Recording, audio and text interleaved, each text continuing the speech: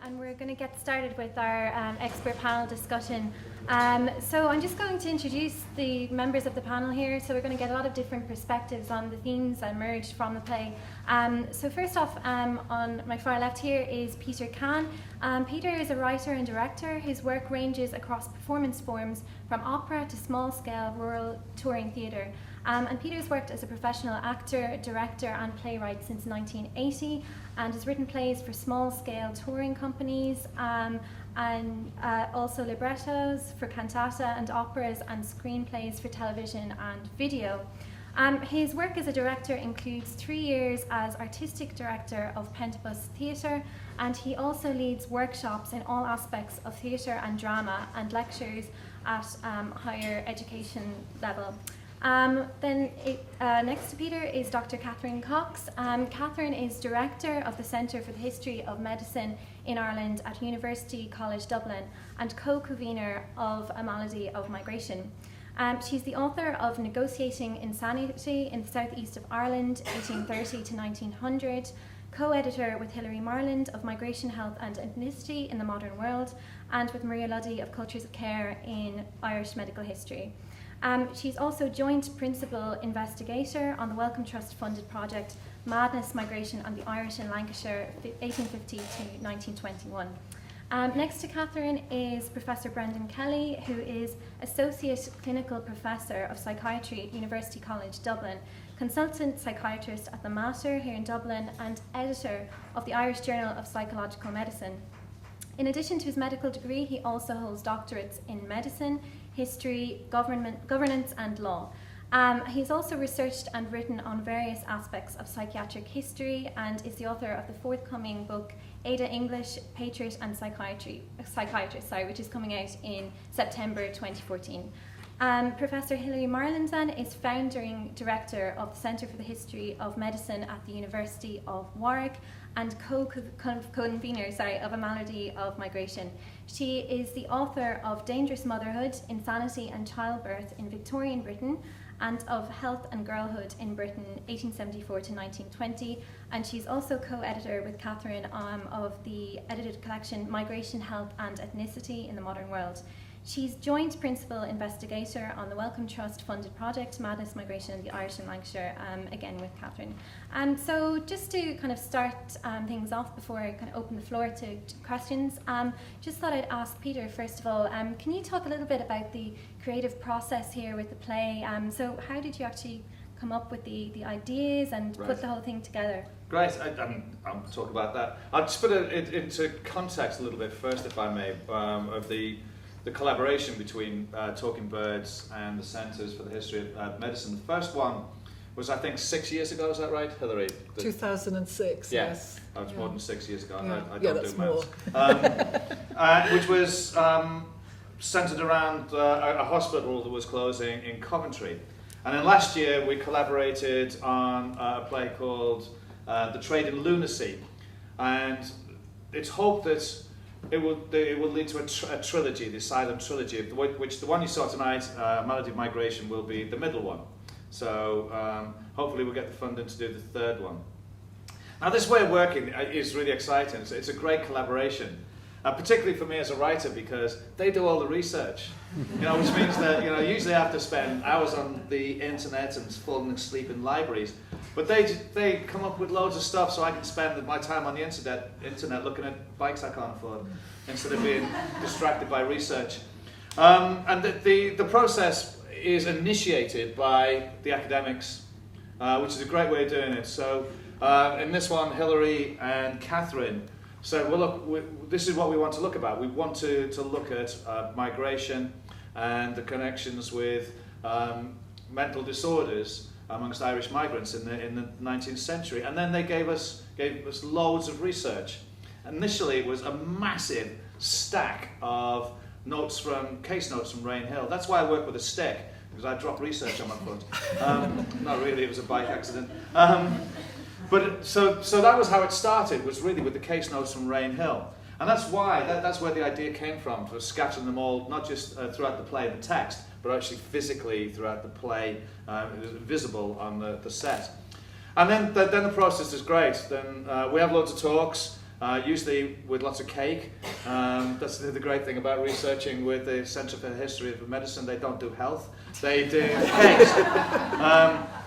And then we agree on the kind of the rough area. Then I go away and I have some ideas, talk to talking birds, and come up with a scenario. Then we go back and talk to Catherine and Hilary. So we're all collaborating all the time. So it's an organic process.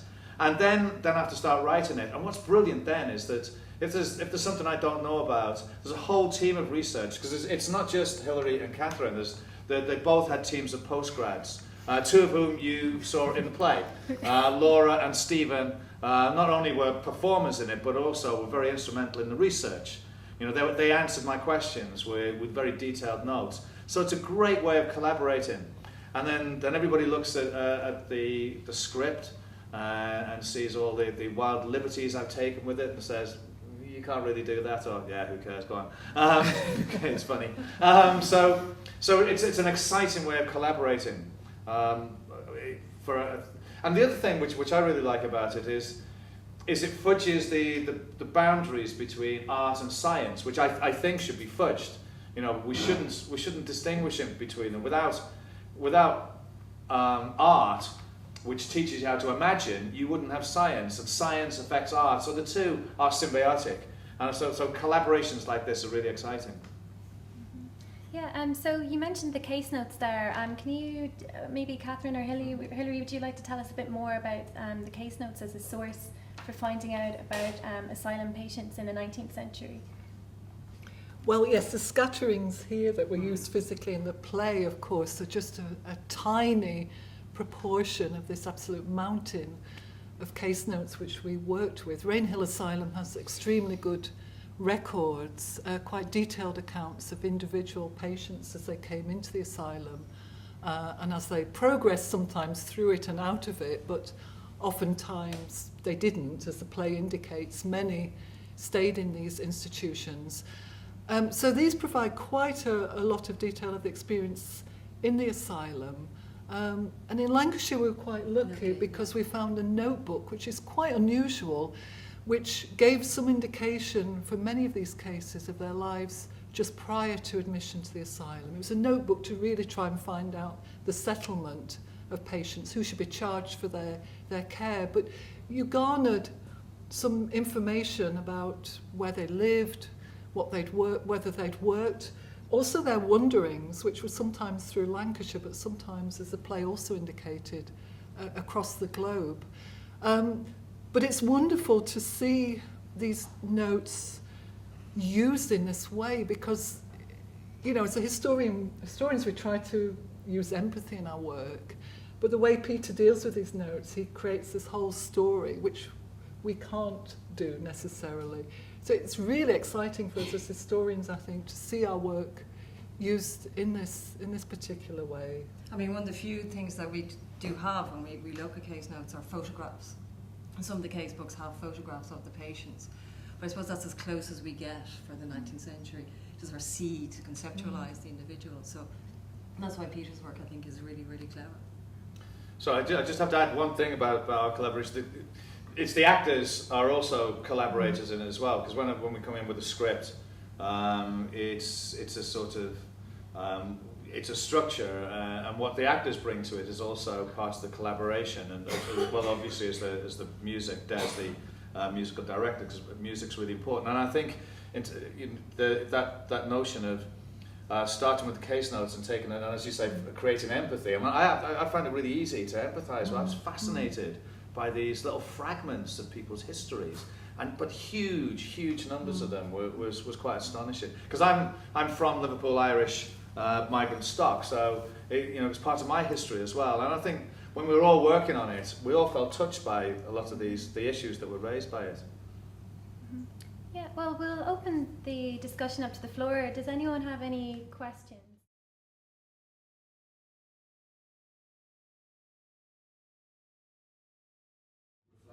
Yeah. I mean, you'd probably be better placed, Hilary, to talk about this in living in the Coventry area. But absolutely, I mean, first of all, the Irish in the 20th century, as most of us know, continued to experience high rates of certainly presentation to various psychiatric facilities. But we see generally, and still being discussed among other communities, other migrant communities within London, other ethnic groups within Coventry as well, that basically, that there seems to be a link between migration and mental illness, but no sort of concrete answer. But the way you said, the actress suggests that it's not that, it's because we're all mad here. Yeah, well, I suppose what she was, the phrase was reflecting there is an awareness in the 19th century among English doctors that while they were seeing these huge number of patients coming into their asylums in Lancashire, at that same time, there was a very high committal rate in Ireland. And so there was this concern about this alleged increase in insanity, generally within the British Isles, but the increase seemed to be higher within Ireland than it did elsewhere. Now, the reasons for those are highly complex, as you can imagine. But, from some, it seemed to suggest that the Irish racially were inclined to have higher, more vulnerable, basically, to mental illness. And I think that's the point Therese was reflecting there. But you're right, there are enormous parallels too with current concerns about migration, and parallels with the kind of poor state of health, poverty, which many migrants arrive in to start with, and then they face all these challenges of not being able to find work and being isolated, again in very poor economic circumstances. So I think it's a really interesting way of reflecting about current issues. Brenton, you might like to come in and give kind of a more modern perspective on from your experience. Yeah. In response to your question, there's very compelling evidence that migrants into any country have increased rates of most kinds of mental disorder, particularly, even including severe mental disorders, say like schizophrenia. If you look at migrants who migrated into London, for example, say 20 or 30 years ago, their rates of being diagnosed with schizophrenia are almost double those of so-called native Londoners, shall we say. And they looked at so many reasons for this. They wondered, did people prone to mental illness migrate? And that's not the case. They wondered, did people bring the risk from their home country with them, perhaps an increased risk? And that appears not to be the case as well. They wondered, were psychiatrists simply being racist or just not understanding? So they brought in psychiatrists from other countries who said that far from that, there was underdiagnosis. The most compelling finding from London, though, and it speaks to the theme of this play, is that in contemporary London, if you're a migrant into London, your increased risk of schizophrenia is inversely proportional to the size of the migrant group. So if you're if you have a large group of similar ethnicity in London, you're part of a community, your increased risk of illness is a lot less than it would be if your migrant group was tiny in London. So there seems to be a buffering effect of community. And that clearly was sort of broken in the kind of setting that this play was set in.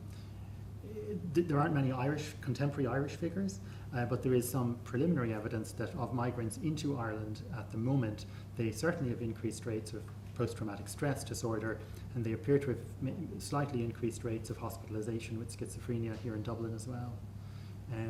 The final point on this is even more fascinating, is if you look at the second generation of migrants in London, these are the children of migrants. These individuals never migrated themselves, they've grown up in London, but they're the children of migrants.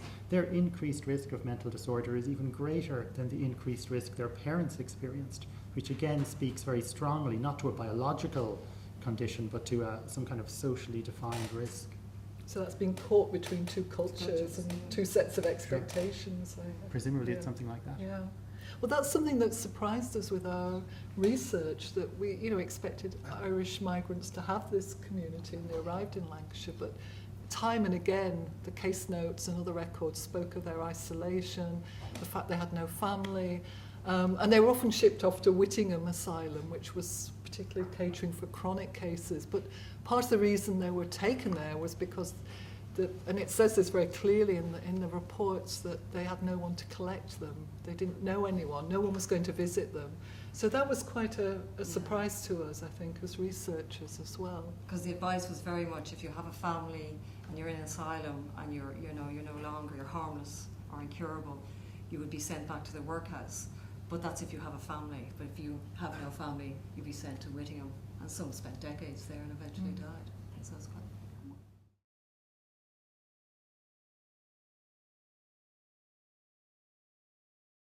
Hilary? Well, yes, I think it's really interesting, and I think it's amazing that the whole of the Lancashire factory communities weren't sent to asylums, because you're right. I mean, the conditions were so terrible, and of course there was child labour, so children started working in the mills at a very young age. And there's been quite a lot of historical work about the pressures really of industrialization and capitalism, how that really kind of impacted not only on causing mental illness, but also in family responses, because the whole family is engaged in this horrible timed labour as well, which is something which is quite new, that you have to clock in early in the morning, you're there all day, there's no one to take care of other family members. So it had a huge number of implications, I think, not only for perhaps causing mental illness, but actually the way people responded to it. And some historians have also argued this is what fed these huge asylums, the fact that the family were just simply in this industrial system really unable to care for people who became mentally ill. So they were more ready to move people into specialised institutions. And the doctors do refer to people entering them in very poor bodily health, poverty and all these things. There's repeated reference to sort of patients being very thin, very weak. So the effects of poverty physically as well as mentally on their bodies. So there is an evidence of that, yeah. But also of not being able to find a job. Yeah, exactly, the disappointment. And that tramping around, trying to find work, getting more and more ill, more and more isolated. So it was the whole economy was absolutely devastating, really, for mental health as well as physical health.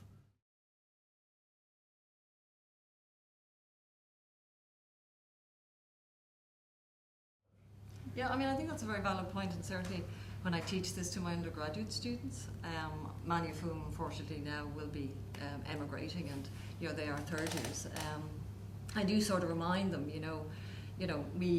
having Skype and having an iPhone and all these things assumes a certain degree of money, basically, and a degree of success, and a willingness as well to actually want to be in contact with your home community.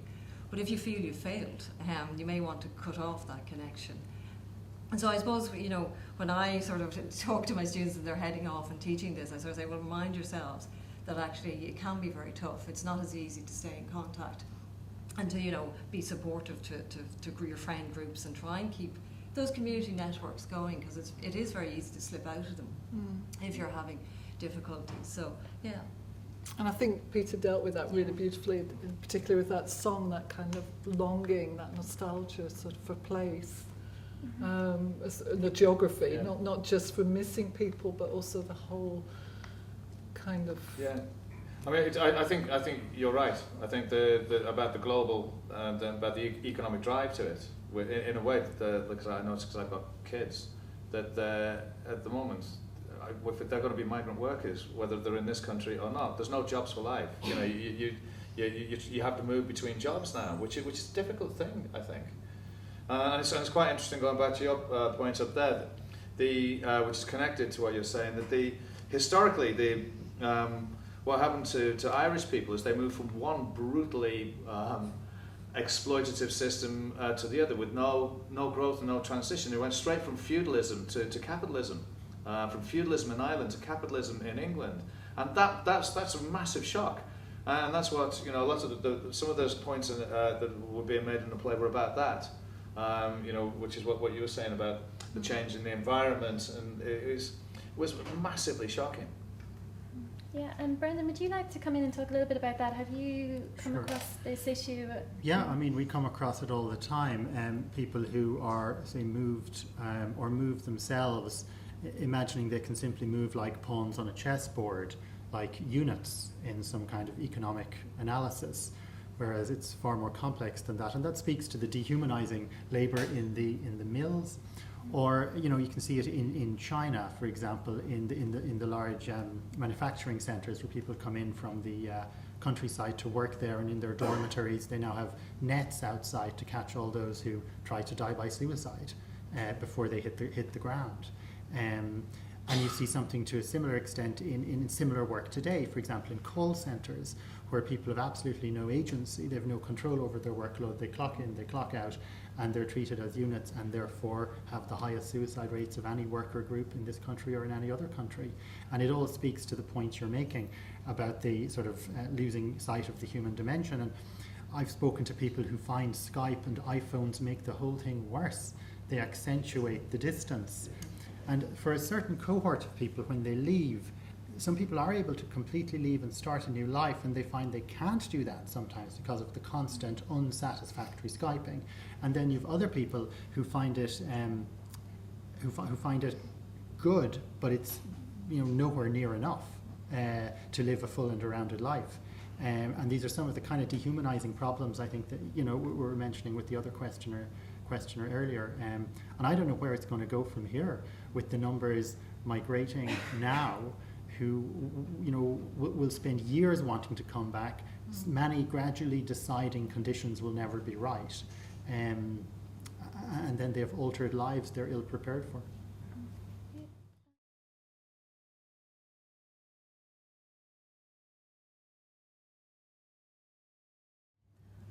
Well, most of our patients are Roman Catholics that went in, but there were a small number of, they describe them as Church of Ireland in the case notes, so obviously that could include other groups.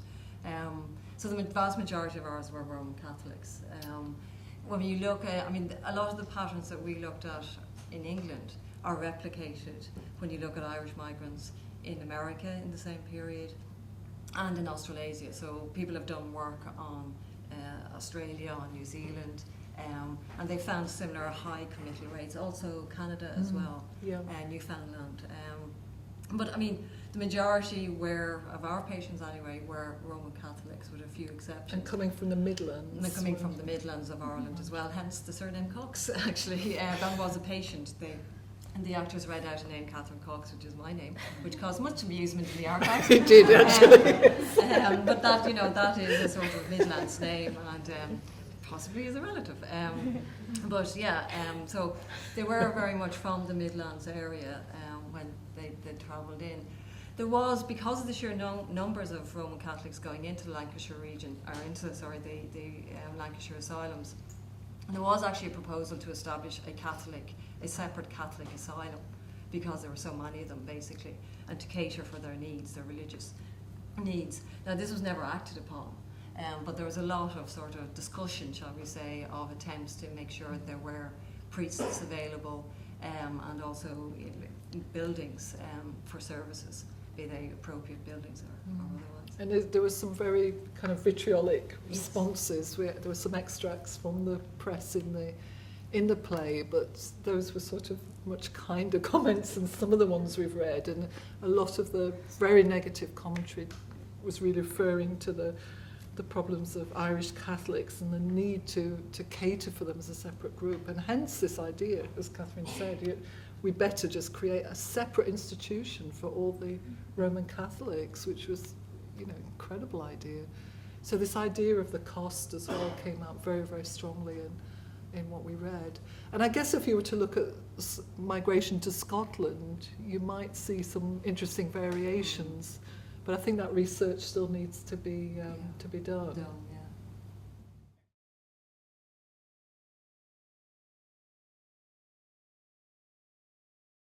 Hilary said earlier on, I suppose there's so much work done on Irish migration. There's always this emphasis on how strong the networks are of migration, Irish migration networks are. And Dave Fitzpatrick, of course, has done this fantastic work where he's looked at how migrants from Ireland who went to parts of Australia basically recreated their townlands almost by bringing, by really moving as communities one after another. But I think what we were really struck by was how there were limits to those communities, or certainly those, people could break away or, fall away from those community sessions. And it was often due to looking for work and trying to basically make a living, and so they would wander around Lancashire, further afield within England, but also then in some cases they would travel to America to serve in the Moors, to serve in the British Army as well in India. and then they would be sent back basically to Liverpool when something went wrong, when they ended up with some form of behaviour that was seen as mental illness. So, yeah.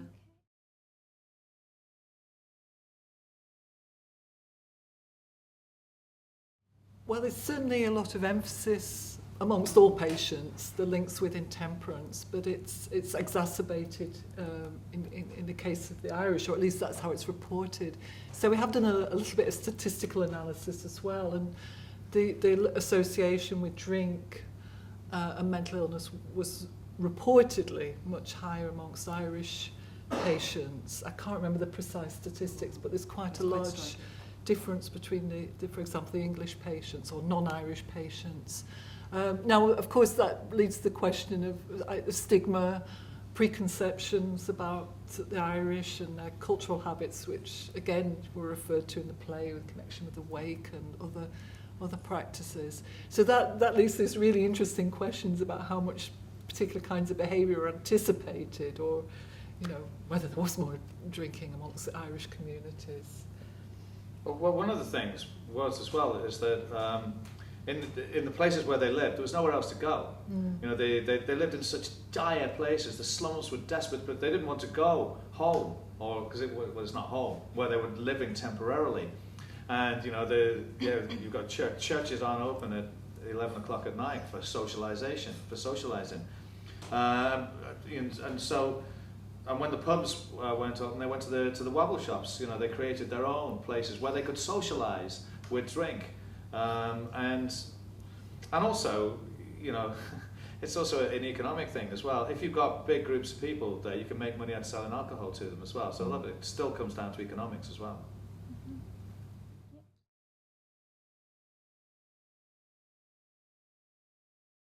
Well, I mean, what's quite interesting is if you look at Irish patients in asylums in Ireland, there are larger numbers of men, single men are admitted. But if you look at the migrant groups, they're admitted in almost equal numbers. Sometimes slightly more women are admitted.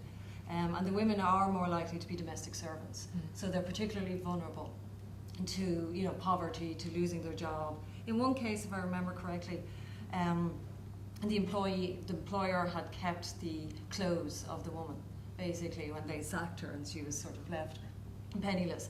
So they were a very, very vulnerable group when things went wrong, basically. I mean, it's quite interesting. The Irish, the Irish workers, when they came in the 19th century, post-famine, as well as famine, they were seen as a very vital source of labour. They were welcomed during periods of high, good times, basically. But then that, of course, shifts when things would go down, and then they're described as sort of, responsible for declining wages and other issues. So yeah, but that's the overall profile of women. Yeah,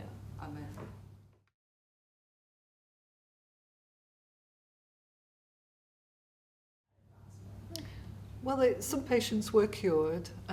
Catherine Cox was cured, and then she came back in again. And they rolled their eyes, I'm sure. But yes, there's still that revolving door phenomenon, which you have today, of course, that patients get discharged and they come back in. What was interesting amongst the Irish patients, again comparing them with English and other non-Irish patients, is they tended to be stayers. They tended to stay in asylums, partly because of the reasons we've mentioned, that there was no one to collect them, they were particularly isolated, but they do seem to be more liable to long-term institutionalisation, and many were removed to Whittingham, the chronic asylum, and often stayed there till they actually died. So the case in the play of someone who was admitted in the 1860s and died in 1901, I think it was alas not untypical. But I mean, this regime had some successes. The idea of moral management was really about trying to kind of establish some kind of balance. Ideas of self-worth were very important. Regularity, regular diet, exercise, useful employment. That was pretty much it, and a little bit of medical intervention. But in some instances, it did work. But what often happened in these big asylums is that they filled with what were referred to as the more hopeless cases, the chronic cases, and as years went on, those became a larger portion of the patient population as a whole. So these asylums were established in the mid-19th century in a period of great optimism, and that diminished in the latter part of the 19th century. Can I just come in there with Peter? So the doctor in the play, is he quite... he seemed quite a kindly figure to me, and can you tell us a little bit more about him? Maybe? I can. The sort of the model for him was Dr. Rogers, who was an actual figure who worked at Rain Hill, but also his the things that he was saying were largely influenced by Mr. Thomas Bakewell, who had that philosophy of treat a man as rational. He can become rational. Treat him as a lunatic, and he'll stay lunatic. There was also George Man Burroughs, wasn't there? Was another influential and very humane psychologist. I mean, a lot of the doctors were really trying hard to do it. Yeah, so yes, we wanted that sympathetic doctor who was trying desperately hard to do something against the odds to avoid being inundated, drowned, as Matron Radcliffe said. So that was the idea, to represent the doctors who were trying their best, who was sincerely interested in cures and help. And they kind of got it about migration as well, which again was something we were surprised about. It was Dr. Rogers who actually talked about disappointment in his annual reports, and that particularly about those who had gone to America, failed, had to come back, or never got there in the first place and got stuck in Liverpool or Bootle, as the case may be. But and he started to he was the one who actually wasn't required to note the nationality of patients. He actually initiated this process himself because he was so struck by the sheer numbers, initially of Irish, but then of course as the 19th century progresses, the influx of patients becomes more global. So you have Chinese patients, etc., etc. And he's the one who actually starts noting this himself. And Brendan, would you like to come in and... Yeah, well, I'm not at all surprised this psychiatrist was insightful and sensitive.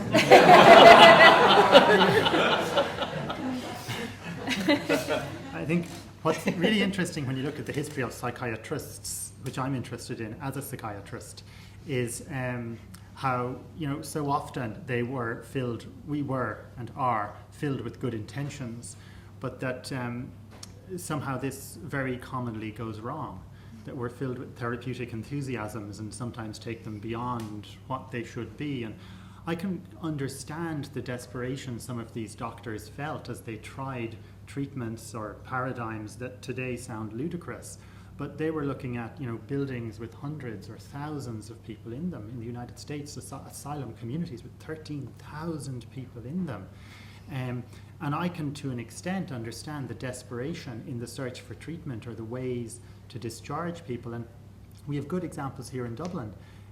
We have examples from Grange Gorman, St. Brendan's here, where Dr. Connolly Norman was so desperate to get people out, he tried to institute a so-called boarding out scheme where families could take their own family member or another one home for a period of time just to get them outside the walls and give them some semblance of a pattern of normal life. But that was, resolutely blocked by various vested interests, mainly by Dublin Castle. So I find the position of psychiatrists incredibly interesting. And there's a very good movie right now out called Camille Claudel, 1915. And it's partly set it's all set in a French asylum. And the asylum doctor there is a most interesting figure. A little like tonight's gentleman. He is somewhat kindly, a little removed from reality. Maybe he turns away a little bit from parts of the institution. But he nonetheless wants to discharge the patient. He says, she's a lot better now. But pressures are brought to bear on him, and he caves in and keeps the patient for decades. And I think that's been my profession's failing, is that we've had these good ideas, these good intentions, but faced with a lot of pressure to take people into asylums or into hospitals, a lot of social pressure from the police, from families, from society, we have too often caved in and sort of mopped up that which other people did not want.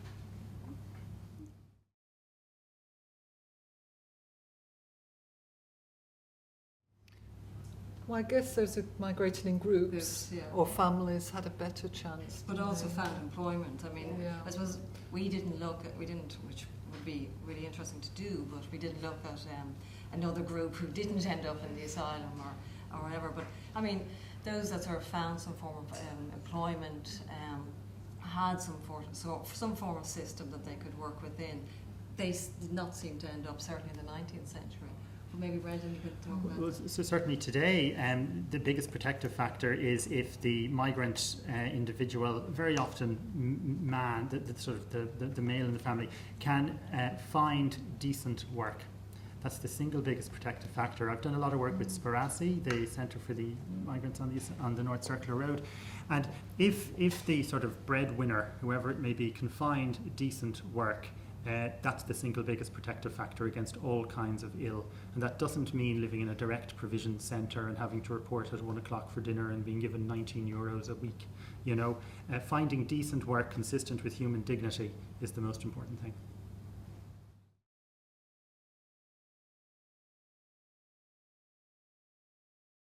It was debated, and in the 19th century there was a big debate about this, but I think the reasons for a high population, asylum population in Ireland at the time are really, really complex. Some of them are about migration, the other side.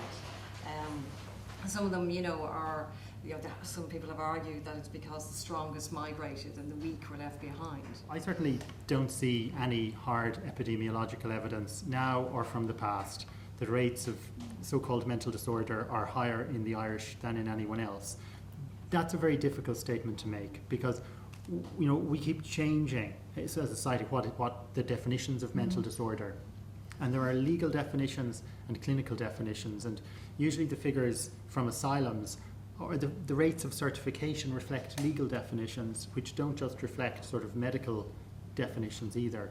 And certainly I agree wholeheartedly, the rise in the numbers in Irish asylums is an incredibly complex social phenomenon, medical phenomenon, a legal phenomenon, but my view is that it does not reflect anything like a substantive epidemiological shift in the population. You can make arguments about the famine, the effect it might have had in various ways on birthing, on all kinds of epigenetic changes, but I think the evidence isn't there.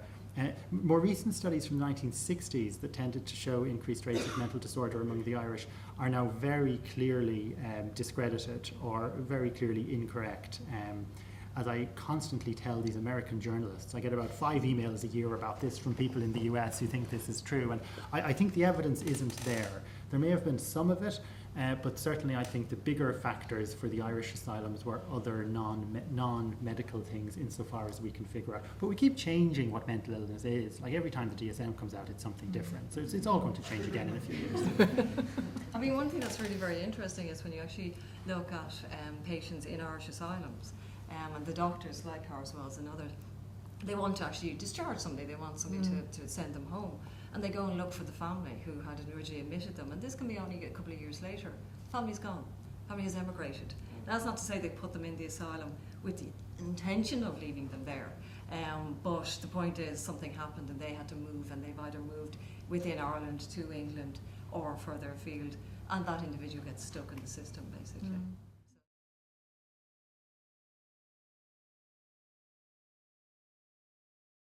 Yes, in theory and in practice quite often. Although what they like to do in 19th century asylums is to send a patient out on trial. So to have someone take care of them for a month, it was quite often to check they were okay. So they called it a sort of period of convalescence in some institutions. So again, you had a much better chance, I think, of going out if you had someone to collect you.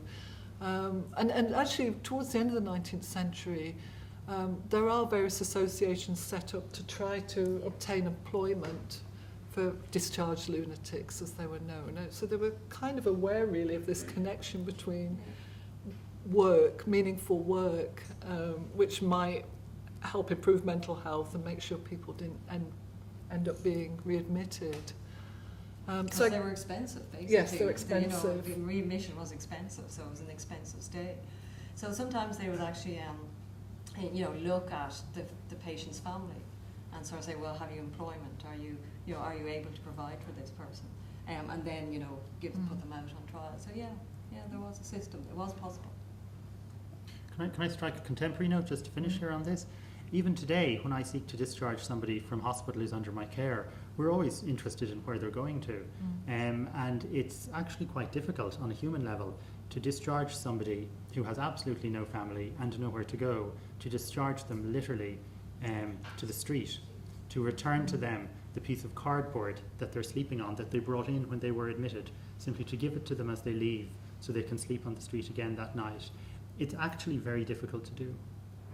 That's what I was wondering about, I suppose, was like, were there like organisations in place or whatever where they could discharge people to those organisations, as opposed to just kind of sending them back into poverty? Well, there was no sort of system of care in the community then, so a few voluntary organisations, charities would perhaps help with employment, particularly placing women who could work in service, for example, in the late 19th century. But there wasn't much of a safety net really between the institution and the outside world in the 19th century. That's certainly true. At that, and thank you to the audience for your attention, and I'd just like to thank our excellent panel here, Peter, Catherine, Brendan and Hilary, for their discussion. Thank you. Thank you for